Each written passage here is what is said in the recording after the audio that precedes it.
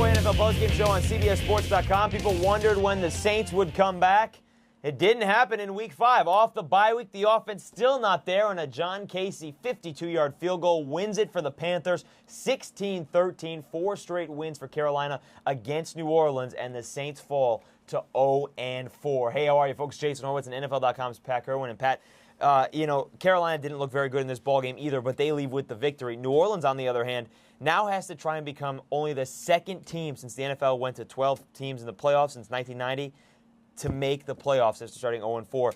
But when you look at the way this offense is playing, right, they're not going to do it. I think we're at a point where we can't talk about playoffs with the New Orleans Saints. We got to talk about one game at a time, 1 week at a time. What are we going to become? What can we establish? Thought Reggie Bush gave a great effort today. Thought he tried to stay disciplined to the attack.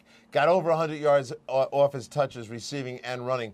But there's an identity problem here. What can this team be? That's Jason's challenge to me. Right now, I'll tell you this. I thought the defense played harder. They really should have won the game. The big controversial decision late in the game, go for a field goal. If you miss, you're going to give field position back to Carolina, who had 100 yards less than the Saints. So you really look at this game and go, this is one they gave away, but now you're down to 1 week at a time. Yes, you are. Reggie Bush had a career high in touches in this ball game. 30 of them, I think. Yeah, he had 30 touches, career high. It's still, you can't turn the football over. Drew Brees, another 2 interceptions, no touchdowns.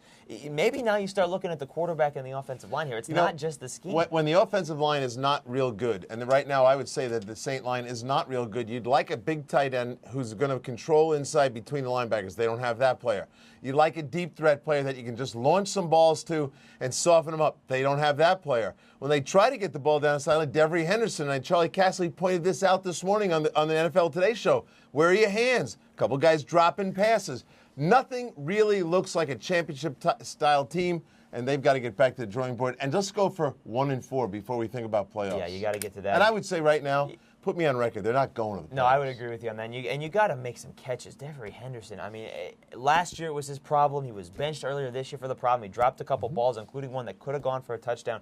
All kinds of problems. Meanwhile, Carolina, we talked about it all week and all last week. Yes. You got to get Steve Smith the football. And when they finally got Steve Smith the football, he got it in the end zone to tie the ball game. Yeah, they were corralling Steve Smith in the first half. He had 1 catch, I think, for 9 yards, doing a good job.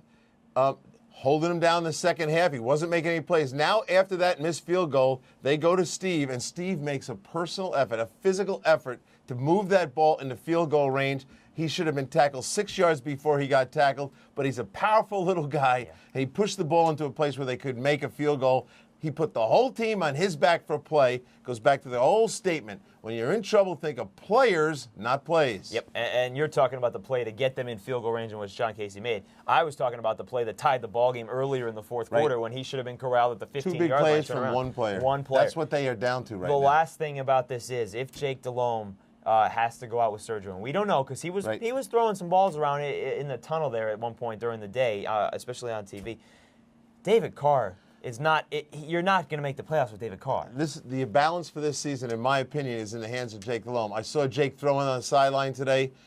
He looked to me like he's going to be capable of doing some throwing maybe 2 weeks before he can go. I would not. If I was the front office, I would not be thinking that he's going for surgery. I think from watching Jake, he looked to me like he was trying to put some more velocity on the ball. I'm going to think he's back because without him, they're not going anywhere. Yeah, and let's not. David Carr left this game at one point. Rookie Matt Moore came in, and that didn't work so much either. All right, folks, for more on this game or any other in Week 5, be sure to check everything else out on CBSSports.com and all over the CBS Audience Network. For NFL.com's Pat Kirwan, I'm Jason Horowitz. Take care.